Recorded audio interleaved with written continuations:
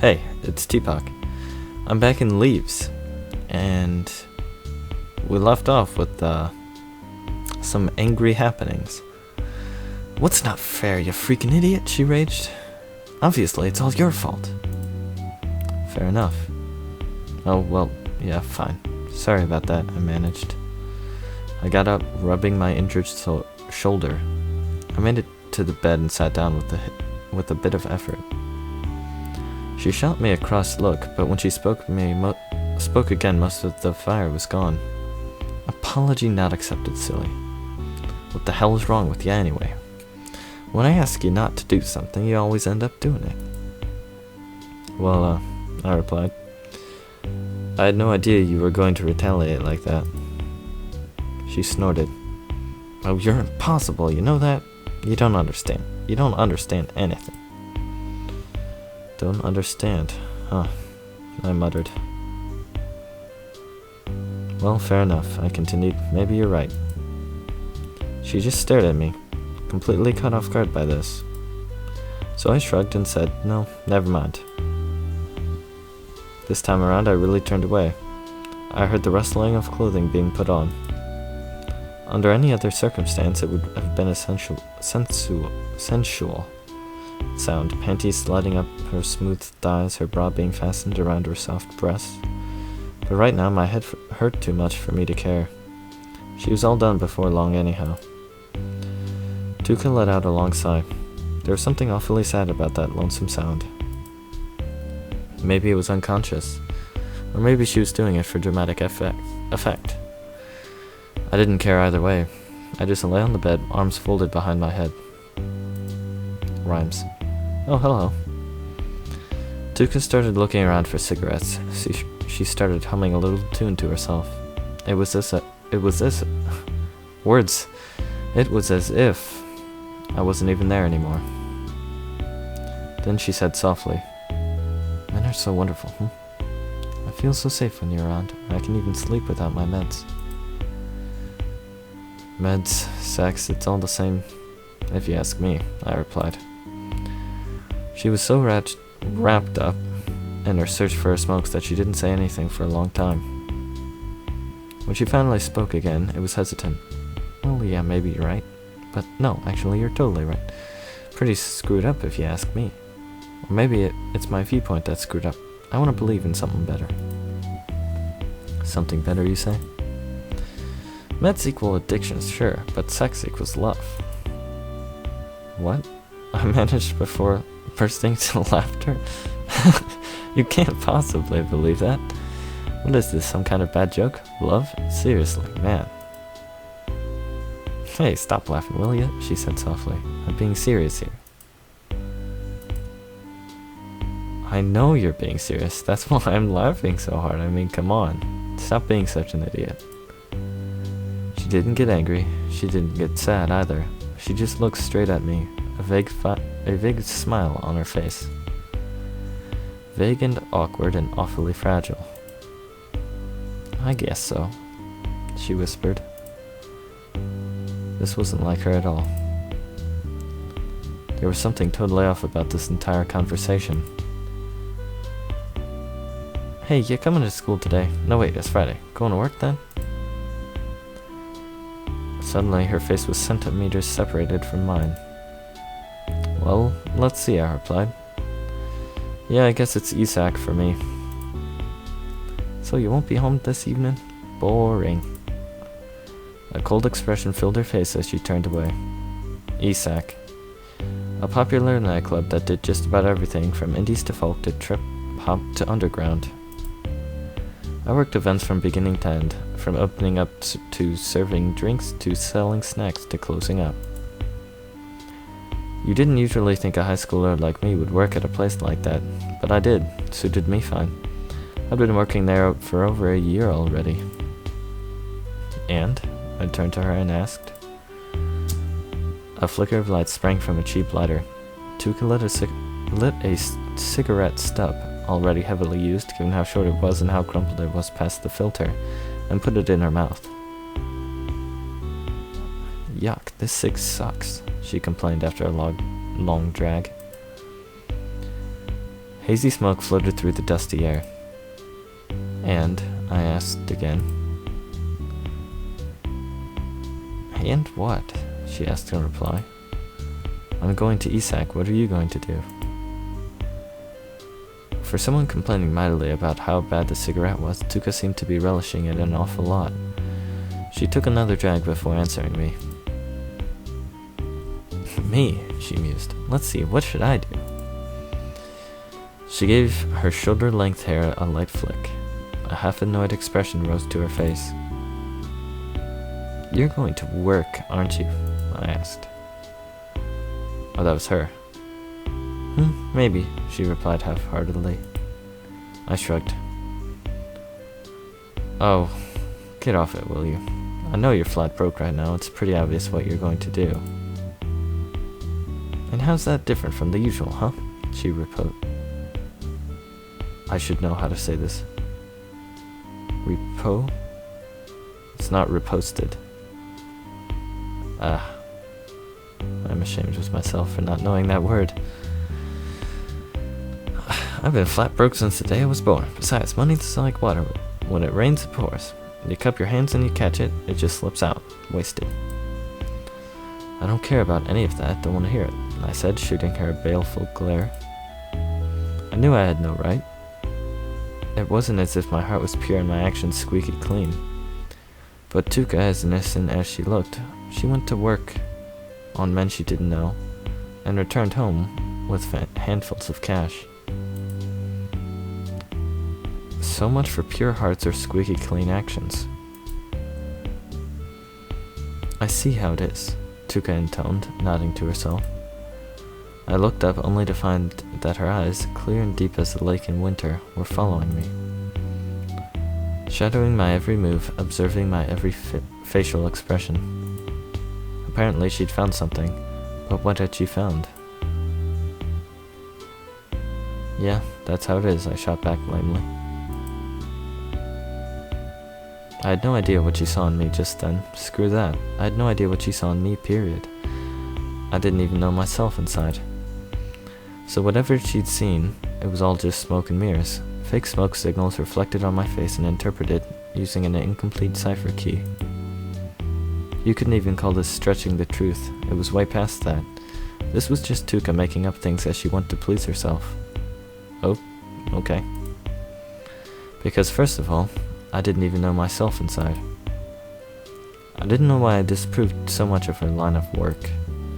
Was it out of some misguided sense of affection? Some pretense of love? Because societal rules said that nice girls shouldn't do such things? Or was it for some other totally different reason? I didn't even know myself inside. Touka stretched and said, You know, it's such a nice day out. It's 10 already, can you believe it? Gotta rise and shine, get moving. Dirty splinters of sunshine filtered in from the tiny window on the wall. The only window in the entire apartment. The air was so dusty that the light itself seemed trapped with nowhere to run.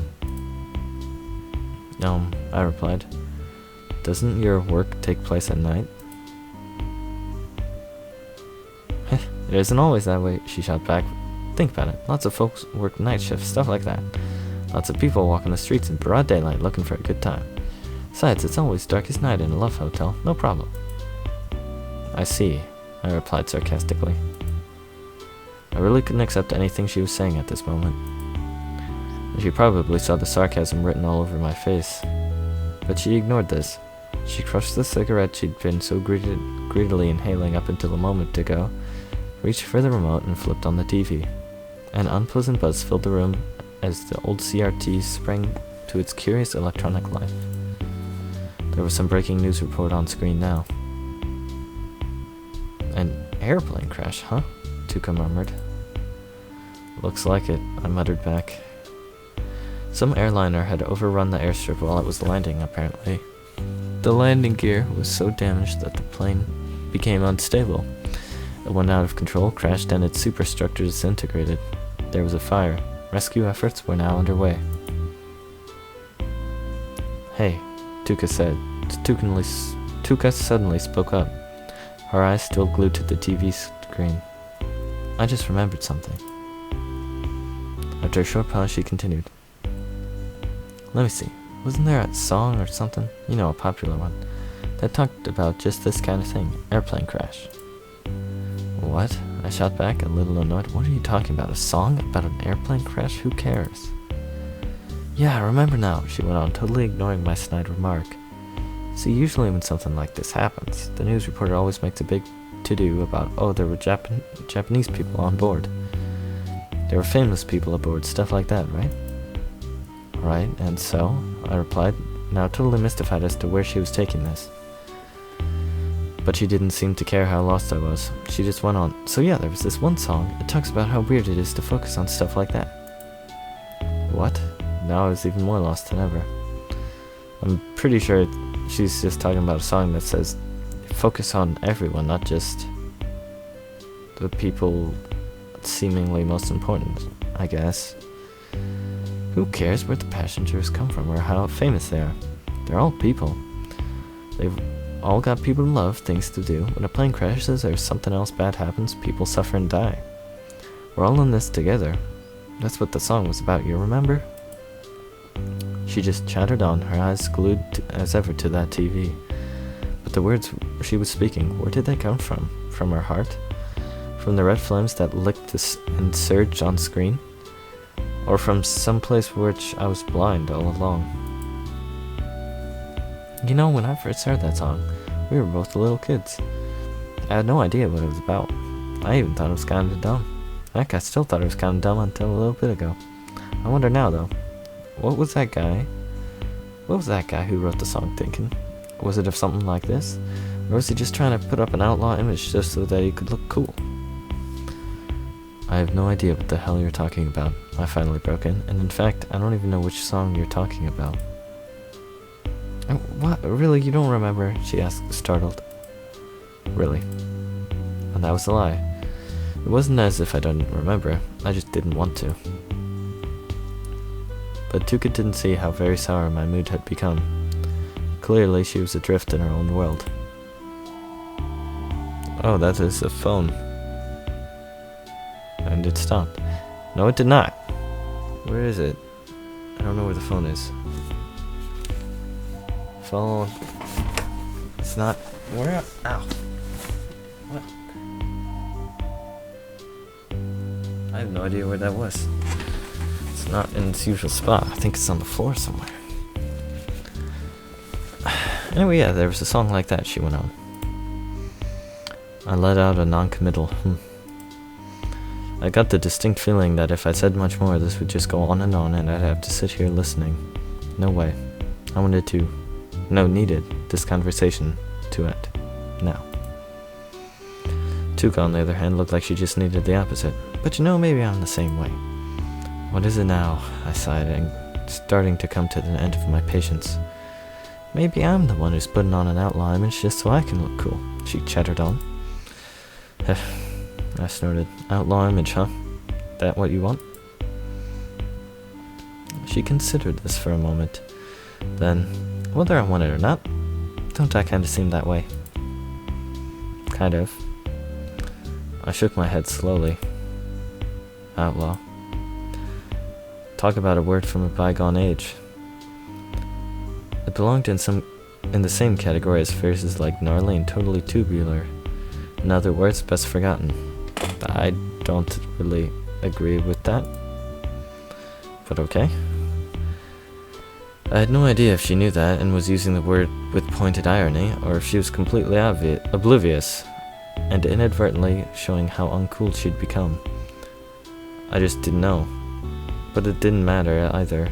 Touka was too harmless a girl to style herself an outlaw or anything like that.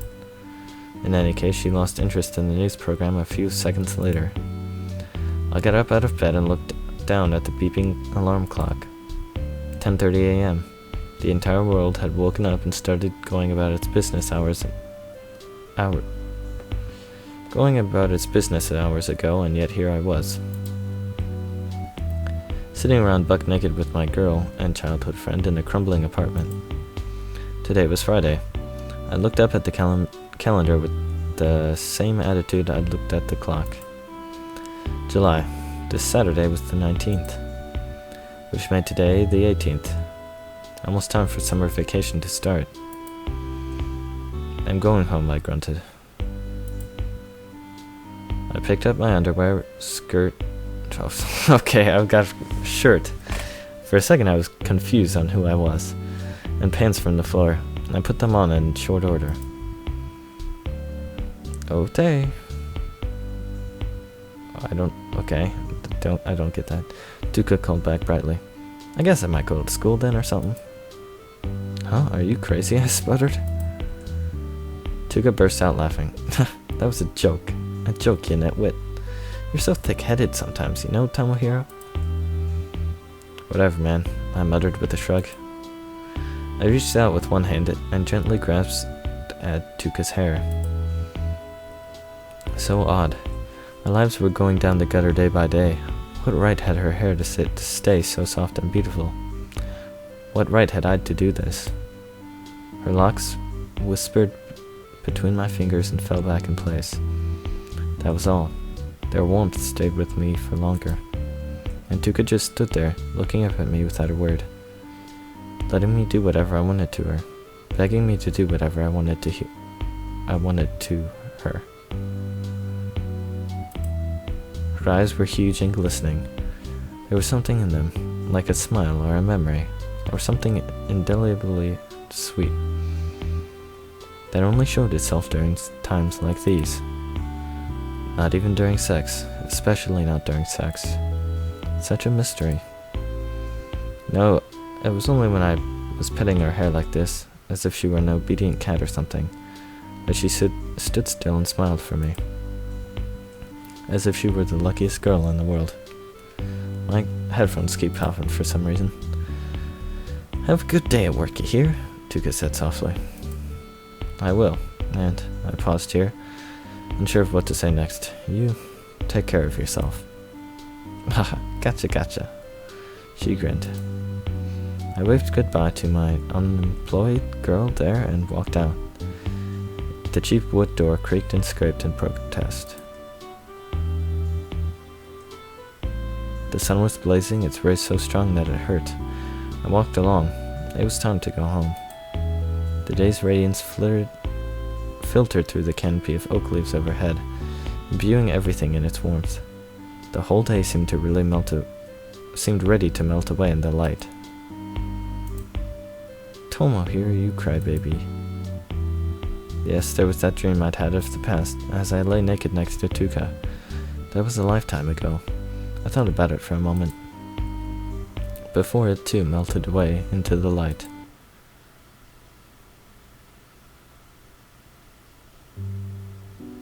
July 19th, Friday. A weekday, even if it was the last Friday before summer vacation. In other words, a high school student like me should have been in class right now, not walking the streets of the city. Oh, it wasn't as if I hated high school or anything, quite the contrary.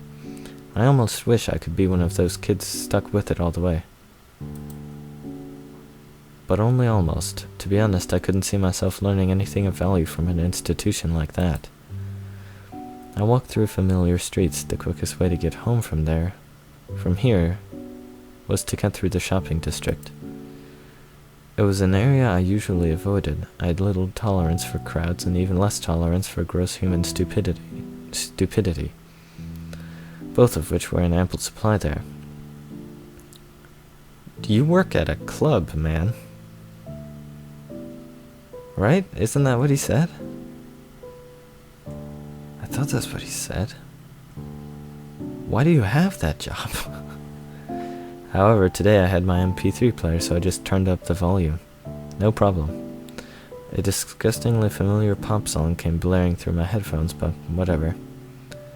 Better that than the chatter of consumerite zombies who clogged the intersections with the stench of idiocy. I felt my stomach rumbling.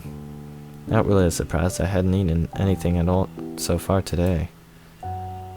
Maybe I ought to grab some lunch or something, I said to myself. Well, the refrigerator at my place was completely empty and I was getting awfully tired of convenience store fare, so maybe it was time to eat out. I checked my pocket for my wallet, yes it was there, and then turned on a relatively deserted side street. well, guys, we'll continue this side street adventure next time. But, yeah, thanks for watching.